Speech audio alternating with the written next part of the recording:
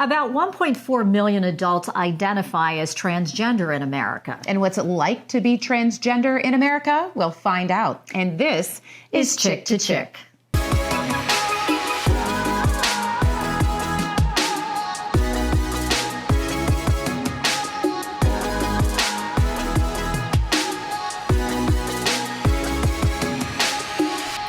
All right, so let's go back to that statistic that I just mentioned. 1.4 million adults in America identify as transgender. Now, we are both very inquisitive by nature, and we ask a lot of questions. And if we don't understand something, we ask some more questions. And we really wanted to have a better understanding of what does it mean to be transgender? What's going on in someone's brain, whether it's a male who's identifying as a female or a female identifying as a male? And we really wanted to find out. Exactly. So we're just going to cut to the chase because we are going to ask someone who actually knows. So joining us today is Janelle Kayla Crossley. Janelle, we're so happy that you're with us today. Hi, thank you. I'm happy to be here. So we want to start off right off the bat. The question was, what is it like to be transgender in America? And you know that. I do know that. I guess the easiest thing to do is to answer that question is to be trans in America. You're actually finally who you really are. I was born a male back in 1958, so that makes me an antique right now, which is okay. So I lived in hiding for 50 years before I really transitioned and decided, well, I didn't even decide, I had to live my life as my true self, as female. So that not that alone, but the health risk that a trans person goes through as far as self-harm, being very mean and being hurtful to other people, and also suicide is another issue. So being able to live your true self, just as you have, what's it like to be a cis person? That's my question to people when they ask me what's it like to be trans. Being trans is just me being like you, like everybody else in America. It's just that we have that label. And as far as I'm concerned, labels belong on boxes and cans in a cupboard. So you said something, you said you were born in 1958, you were born a male, and you are now female. When did you start having thoughts? You said you were born, you're a biological male. When did you start having thoughts and feeling like this isn't really who I am? And how are you feeling about that? What did you think was going on in your brain? I started having thoughts about that at age 6. I can remember as far back as age 6 that, I didn't feel like I was in the right body. I spent a lot of time with my female cousins, with my aunts, at family gatherings and things like that, because I didn't feel comfortable around the men. I didn't like the male, persona, I want to say, or the male stereotype of what a man's supposed to be. Growing up, I tried to curve that. I tried to get away from not feeling that way, where, I started to hunt, I started to fish, I started to work on cars. I got male friends, which I never had. My dad made me get male friends. And, I didn't like it. But, those experiences at them early years actually made me understand who I really was and who I really wasn't. And did you have many friends or any family that you could turn to during that time? I mean, born in 1958, that means that, that's living not in secrecy. A serious secrecy. So did you have anyone that you could turn to? No, I didn't have anybody, and I think the majority of the people in the trans community find that even today. People don't understand. They're afraid to come out to their families. They're afraid to come out to their friends. They're afraid of losing everything they have. And trust me, we can lose everything we have. And that's one of the fears. And being married, I've been married now for 42 years, and my wife and I are still together. And after we got married in 1980, 2 months after that, I told her about me and about my feelings and who I am. She didn't. This is another story in itself, but she didn't accept that. She didn't want to see it. She didn't want to talk about it. She didn't want to hear about it. So we didn't have anybody to come out to. There was no information about gender identity or transgender. In fact, transgender wasn't even a word back then. So it was very hard for us, and that's one thing we had to do. We had to live a double life. So I want to make sure I understand this. You were a biological male and you married your wife, and then you came out to her and said you had these feelings, and you two are still married now. That's correct. So yep. You transitioned, and when did you decide to make the transition to transgender? And what was like the final thing that said, hey, you know what? I'm living a lie. I don't want to do this anymore. What was that tipping point for you? The tipping point for that was, number one, I was always transgender, even though I didn't know what transgender was.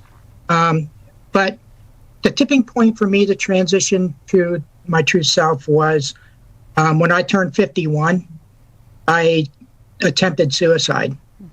And my mother passed in 2006, and she never met Janelle. And when I attempted that suicide attempt, I heard my mom's voice say, no, don't do it. Oh. And that's what saved me. If I didn't hear that voice today, I would not be here speaking with you right now. So at 51 years old, attempted a suicide.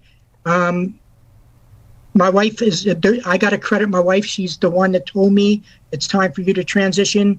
I will call and make your appointment for the endocrinologist for your hormone replacement therapy, and you're on your way. Okay, I'm blown away right now by what you just said. Me too. We are both just unbelievably touched by what you just said. And I'm so sorry that you had to go through that experience. And how lovely, though, that your wife was there, right, and is still there to support you through all of this, because how many other spouses would have said, hey, I'm out of here. This is not what I signed up for. I married a man, and this is too much. And kudos to her that she has been by your side and your support and your rock through all of this. Mm-hmm. Yeah, you're right. And, the majority of marriages do not survive. The majority of relationships do not survive, whether it be a significant other or, just friends, co-workers, and things like that. They do not survive. It's getting more and more acceptable and supported now. My wife and I both work with families of people that are transitioning, and we did we did save quite a few marriages already. Who else to learn it from than somebody that already went through it and that is going through it? It's becoming more and more popular that, they do accept and support you. But on the other side of the coin, there's so many that do not. It ends up in divorce. And for the trans person, that's really, really hard for them to go through. I can't speak for them because I didn't have to go through that. But from the people that I've seen that it happened to, and friends of mine that I worked with, that the marriage didn't work, it's very hurtful. It's very sad. I can imagine. You're your same person, so to speak, in that you still love that person. I can't imagine how difficult that is. But I want to kind of move into now, since you were talking, kind of moving into the present. This is a conversation that so many are having. We're having it pretty regularly now when we talk about from sports to work to everywhere. And it is kind of the reason why Flora and I really wanted to talk with you and why we had so many questions. How do you see transgender in America now? How do you see it when it comes to some of the younger kids or even folks that are later in life coming out? How do you see it now? It's now 2022. I see it much better than it was, even 5 years ago, 10 years ago. But we still have a long way to go. We have no protections. We have no equality. We do not have the same rights as everybody else has. And everybody keeps saying, yeah, you have the same rights, you just don't know where they're at. No, when it comes down to the point where you go in and apply for a mortgage and you're denied a mortgage just because of who you are, or you go in to buy a car and you are denied the purchase of a car just because of who you are. Just like the LGBT people, that the gay and lesbians that go out and want to get married and they want a cake and they're denied a cake just because of who they are. We're people. We're the same as anybody else. We walk the same earth. We breathe the same air. We're human beings. We need to get away from them stereotypes, and we need to get away from them labels, and just live as a human society together. Respect each other for who you are, not what you are. You said something that you were having these thoughts when you were 6 years old. And we actually know a child who she was very young, and she was a little girl, and you could tell that there was something going on because she dressed like a boy. She gravitated towards boy things. And a lot of people just wrote it off as, oh, she's just being a tomboy. And in fact, she was, identifying as a male and made the transition to a male. And she did that at a young age. And we've talked about this before. You said that you made that transition when you were 51. And biologically, your brain is not developed until you're 25 years old. Do you think that we should be allowing 6-year-olds or 8-year-olds or 10-year-olds or 15-year-olds, should we be giving them permission, allowing them to make the change to become transgender at such a young age when their brains are not fully developed? Absolutely. Everybody should have the opportunity to be who they are. If you feel that, you're drawn more to the feminine side, so be it. That's you. And as far as allowing somebody to be who they are, there's no person in this world that can actually allow another human being to be who they are. There's nobody that sits high enough to look down on another individual anywhere. There's nobody in the world that sits high enough to do that. As far as your child child's going to experiment. Your child is growing. Your child is going, once you hit 11, 12 years old, they're starting to go through puberty. Your hormones are going wild. At first you may like, guys, you may like girls, you may like both. Your hormones are fighting each other. They're going all over the place. And this is one thing that people don't really understand. Once you put a child on puberty blockers, you're locking them, you're blocking that puberty from happening and giving that child the opportunity to experiment and live as the person they're identifying as. But if their brain isn't fully developed yet, and kids go through phases, sometimes they, are into one thing, and then sometimes they get into punk rock, and sometimes they're into something else. And this might just be a phase for them, and they don't really understand what's going on, that their brain is not, like you said, you waited until you were 51. I think also, is there a way in which the child can sort of understand and be assimilating into what they want to be at that time, sort of learn more about if that's where they need to be, then fully, becoming transgender? Do you see what I mean? Like, I think some of the concern from other parents might just be, how do they really know that this is what is going to be their lifetime placement in life, how they feel? That's what I think we don't understand. Yeah, the one thing I can say is that not one person feels that they're trans. You either are or you're not.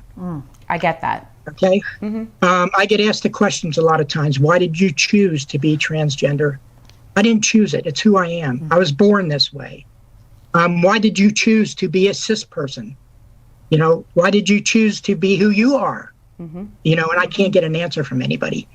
So if I back up a little bit, We are trans before we are even born. We are trans in the womb of your mother. What happens is early on in the pregnancy, I forget where it's at, but the part of the brain called the utero is actually what develops who you are. And that part of the brain actually develops who we are, even you, even everybody listening, before any of the genitals are being formed. So talking about the brain, yeah. I mean, the brain is a very phenomenal part of the human body. And nobody's ever going to understand that. And that's where they are stuck right now. They have that information about the utero part of the brain, but why it happens, nobody knows, and nobody's going to probably ever know. Born as a female, and I've continued to identify as a female, and I have, worked hard to get where I am, and I'm just using me as a small snippet. But what I think some of us as born female and continue to identify as female is when we don't always agree with if there's a transgender woman who either does better physically with a sport or does better in a career, and then they get the accolade of best woman or first woman.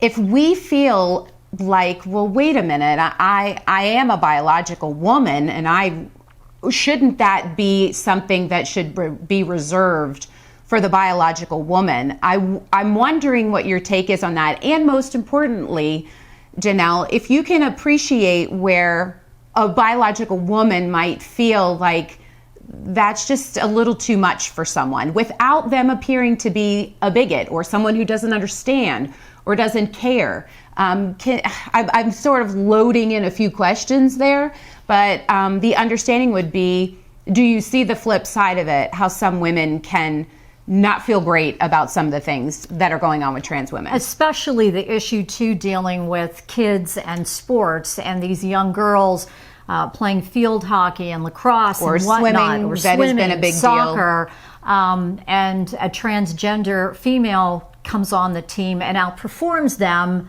Because their bodies are just, they've already formed into, a bigger framed, young man. So what is your take on all of that? Okay. There's a lot, I know. I'm asking you to unpack She was like this. Huge suitcase. There was a whole lot going on there. Now, I mean, I understand the feelings of cis women. I understand the feelings of cis men. But what's happening is those cis women and those cis men do not understand us. Okay? They do not understand that. I mean, I transitioned at 51 years old. I went through hormone therapy treatment, which I will do until the end of my life. Every month, every week you take the hormones. I used to be a bodybuilder when I was young. I was huge. Right now, I'd be lucky if I can fight my way out of a paper bag. No, seriously. If a child goes on hormone replacement therapy, they lose 13%, at least 13% of their testosterone within the first year. This is why the NCAA and the Olympic Committee have those rules where you have to be on hormone replacement therapy for 1 year before you compete. And you have to have the documentation from your therapist, from psychologists, from psychiatrists, and your doctors of your progress. That has to be there. The kids in school, you mentioned about, that some of the trans females are bigger in body build. Yeah, that's true. Some of them are, but that doesn't mean they're any stronger.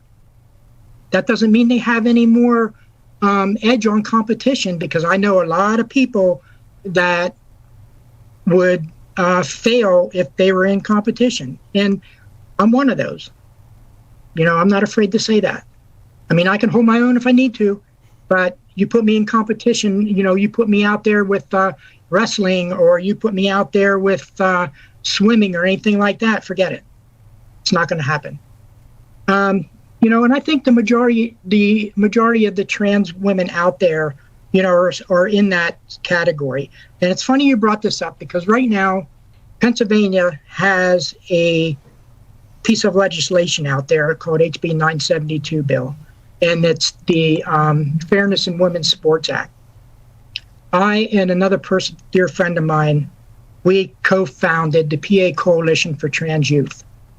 And the PA Coalition for Trans Youth is fighting this bill. We will defeat it. We will beat it. We will not let it happen. We do appreciate everything that you've provided to us. And again, there's a lot more that can be talked about, but we appreciate everything that you provided to us today. Thank you, Janelle. Good. Thank you. Yep, you're welcome. Thank you for having me. Thank you.